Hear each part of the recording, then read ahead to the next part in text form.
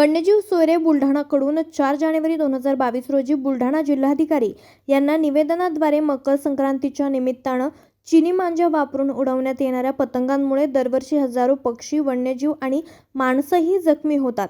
राज्य सरकारनं चिनी मांजावर कायद्यानं बंदी आणली असली तरी बाजारात सहज उपलब्ध असलेल्या या मांजामुळे दरवर्षी पक्ष्यांना, वन्यजीवांना आणि मानवाला प्राण गमवावे लागतात.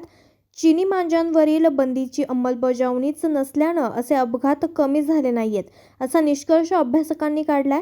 चिनी मांजा तुटण्यास कठीण असतो. दरवर्षी पक्षी तारेवर, त्याचबरोबर झाडांच्या फांद्यांमध्ये किंवा खांबावर अडकलेल्या या मांजामध्ये अडकून जखमी होतात. चिनी मांजाच्या वापरानं पक्षी, वन्यजीवांवर तसेच मानवावर सुद्धा दुष्परिणाम होत आहेत. हा मांजा पर्यावरणासाठीही नुकसानदायी आहे. चिनी मांजाच्या वापरानं विद्युत तारांमध्ये शॉर्ट सर्किट सारख्या घटना घडतात. बायोडिग्रेडेबलच्या वापरामुळे चिनी मांजा लवकर नष्ट होत नाही. यावर्षी सुद्धा येणाऱ्या संक्रांती सणानिमित्तानं बालगोपाळ तसेच अनेक पतंगप्रेमी मोठ्या प्रमाणात पतंगबाजी करत असताना कळत नकळत चिनी मांजाचा उपयोग करतात. हा मांजा मोठ्या वृक्षांना, इलेक्ट्रिक तारांना, टेलिफोन, दूरध्वनीच्या केबल्सला अडकतो आणि त्यात अनावधानानं पक्षी, वन्यजीव आणि माणसेही अडकतात आणि त्यात जखमी होतात किंवा त्यांचा जीव जातो. आपणास माहीत आहे की शासनानं चिनी मांजाच्या विक्रीवर बंदी घातलेली आहे.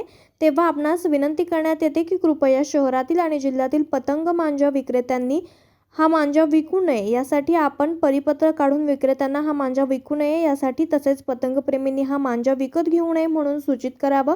तसेच आपल्या विभागाच्या मदतीनं या मांजाच्या विक्रीवर प्रतिबंध घालावा, तसेच योग्य ती कारवाई करावी, ही विनंती निवासी उपजिल्हाधिकारी दिनेश गीते यांनी वन्यजीव सोयरे प्रकाश डब्बे, त्याचबरोबर प्रशांत राऊत, निलेश शिंदे आणि नितीन श्रीवास्तव यांच्याकडून हे निवेदन स्वीकारले. वन्यजीव सोयरे बुलढाणा यांच्याकडून चिनी मांजा बंदीबाबत जनजागृतीसाठी चित्रफित यूट्यूबवर प्रदर्शित करण्यात आलेली आहे. यूट्यूबवर चिनी मांजा बुलढाणा टाईप केलं तरी आपण सदर चित्रफित पाहू शकतो. पतंग उडवताना कृपया चिनी मांजा वापरू नका. पतंग उडवू नये, तसेच पतंग उडवण्याआधी एक वेळा चित्रफित अवश्य पाहावी, असे आवाहन वन्यजीव सोयरे बुलढाणा यांच्याकडून करण्यात आले. ब्युरो रिपोर्ट, आज 24 तास, बुलढाणा.